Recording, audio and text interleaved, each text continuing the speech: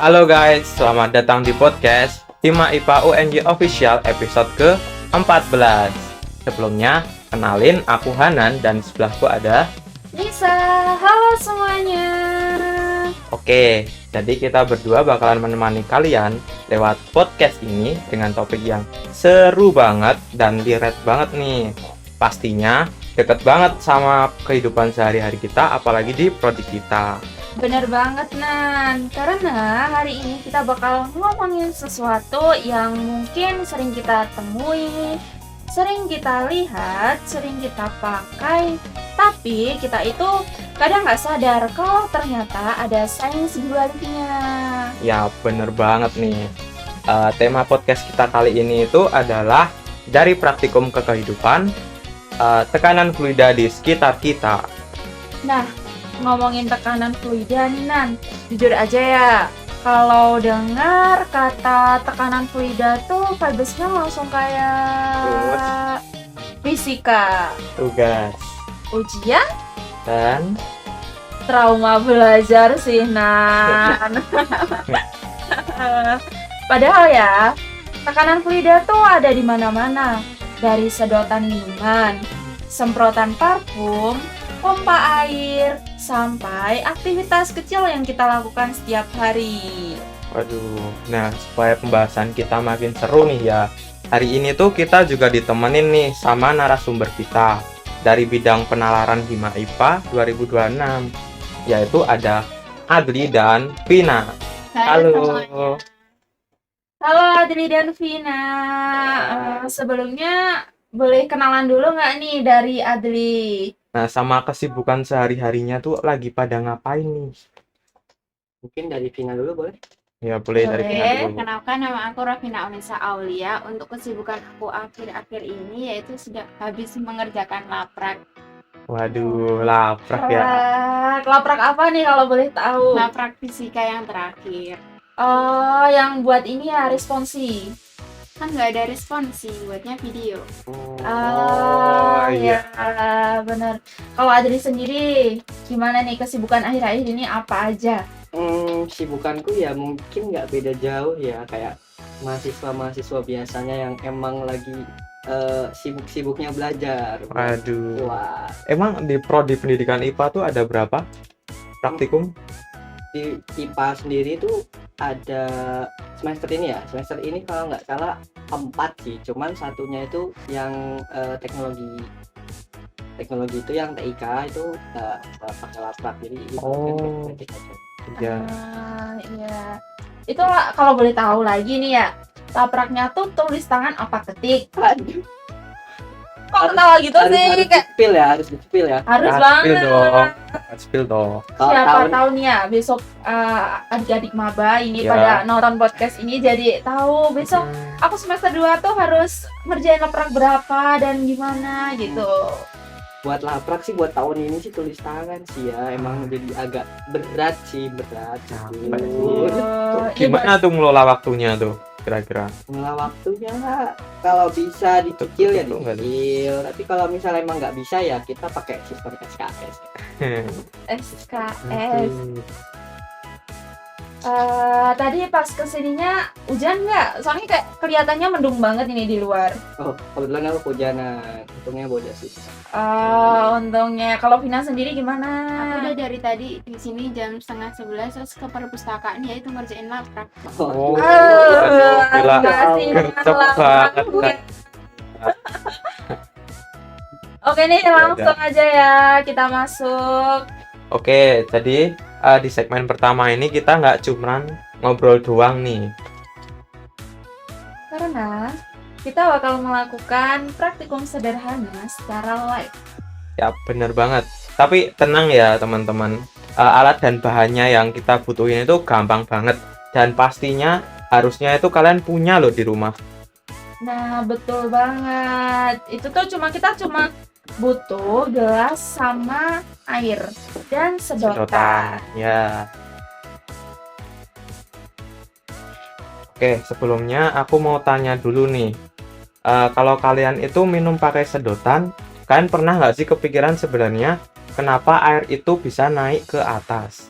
Mungkin karena air yang kita sedot Air yang kita sedot. airnya sedot. Boleh sih. Bener banget sih. Kita juga mikirnya sesimpel itu Iya, dengan simpel karena banget. disedot nggak sih? Padahal ternyata belum tentu sesederhana itu nggak sih? Iya, benar banget. Mungkin masih bingung gitu, kita langsung coba ke praktikumnya aja kali ya. Oke, jadi langkah pertama, kita itu masukkan sedotan ke dalam air berisi gelas, terus tinggal diminum. Nah, sampai di sini pasti biasa aja nggak sih? Iya. Belum ada kayak Belum plot ada twist plot twist. sesuatu gitu, plot twist apa? Masih ya udah sih kita minum aja dengan biasa. Oke, sekarang kita masuk ke bagian eksperimennya. Jadi sedotannya itu kita angkat pelan-pelan tapi masih ada air di dalamnya. Ini ya. Kemudian setelah itu kita tutup dengan jari. Terus kita lepas jarinya. Nah, tuh. Menarik ya. Oke, jadi pertanyaan pertama nih. Sebenarnya kenapa tadi itu airnya bisa tetap berada di dalam sedotan? Wah, itu merupakan pertanyaan yang menarik sih menurutku. Jadi, waktu kita itu memegang sedotan menggunakan jari, maka tekanan dari luar itu dia akan masuk, sehingga dia akan menahan. Terus pas ketika kita itu melepaskan sedotan tersebut, maka tekanannya itu dia juga akan masuk, sehingga airnya menjadi keluar. Waduh, kayaknya ribet banget tuh penjelasannya. Mungkin dari Adli ada yang gampang dicerna gitu. Dari aku yang gampang, kalau logika aku sih, ketika air itu masuk ke sedotan, dia itu harusnya punya dorongan. Nah, ketika kita nutup atasnya itu, dorongan itu nggak ada, yang menyebabkan airnya itu tertahan di sedotannya. Gitu. Tapi sebelumnya penonton udah pada tahu belum kalau tekanan fluida itu apa? Ya masih bingung nggak sih? Kita dari tadi tuh membahas Iya. fluida tuh apa sih yang dinamakan fluida? Boleh kalian jelasin nggak nih? Oke, dari aku dulu ya. Kalau menurutku, tekanan fluida itu merupakan tekanan yang mengalirkan zat, ya itu tadi contohnya zat cair dan juga zat gas. Oh, baik. Kalau dari Adli sendiri, Satu lagi ya. Kalau dari aku ya nggak beda jauh dari Vina sih. Jadi kan gimana ya? Tekanan dari fluida itu biasanya bergerak dari tekanan yang tinggi menuju ke tekanan yang rendah. Oh, gitu. Itu BTW kalian belajar kayak gitu dari apa sih biasanya? Buku fisika. Fisika yang apa? Fisika kan banyak tuh. Kelas 12. Oh, kelas 12. Berarti masih pada ingat nih ya? Kelas 12. dengan Masih dong. materi kelas 12 masih relevan nih di kuliah. Waduh, udah lupa toh. Padahal baru 1 tahun kemarin ya, Adli. Iya sih, baru 1 tahun kemarin sih. Oke, jadi dari praktikum sederhana ini tadi kita bisa lihat ya bahwa tekanan fluida itu nggak jauh berbeda dari kehidupan sehari-hari.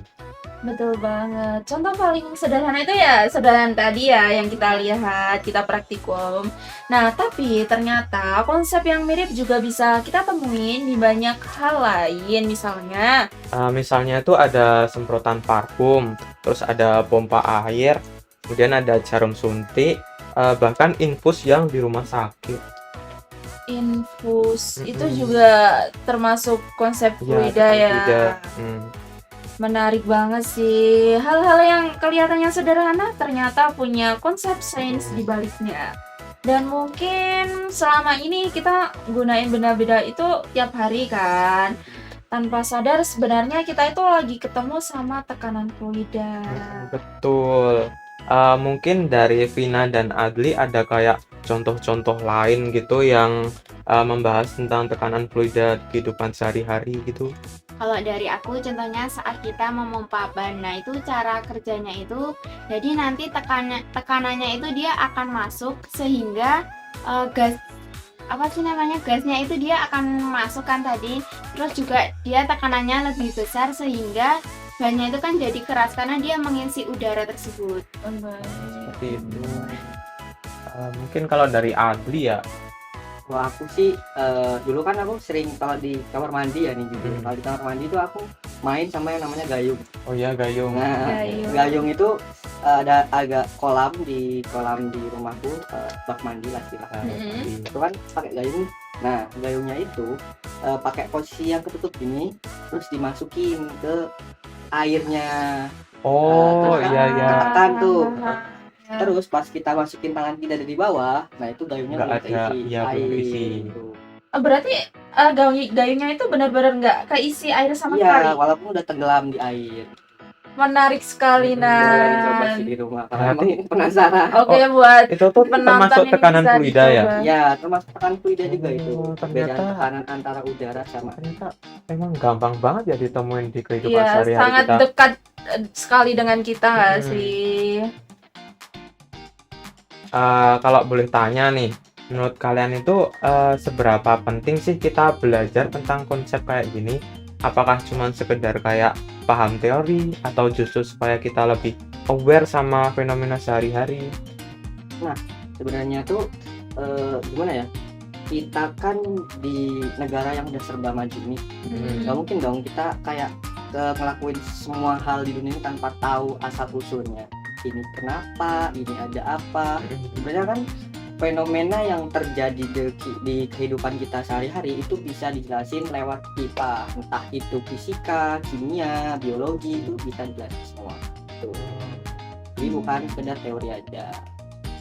Menarik sekali dia. Tadi dijelasin kalau apa-apa tuh harus kita cari tahu dulu. Ya. Itu dari mana asal usulnya.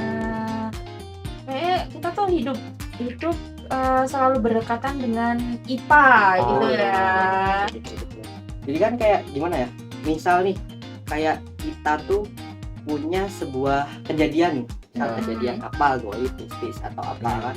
Itu nggak sekedar kayak ini kebetulan bukan, ini tuh apa gitu, ini tuh kenapa. Kan kalau misal kita cari tahu, kita lebih kritis, harusnya kita bisa menemukan kesimpulan yang mungkin bisa didapatkan melalui logika, nggak cuman kayak inilah itulah, kayak gimana ya.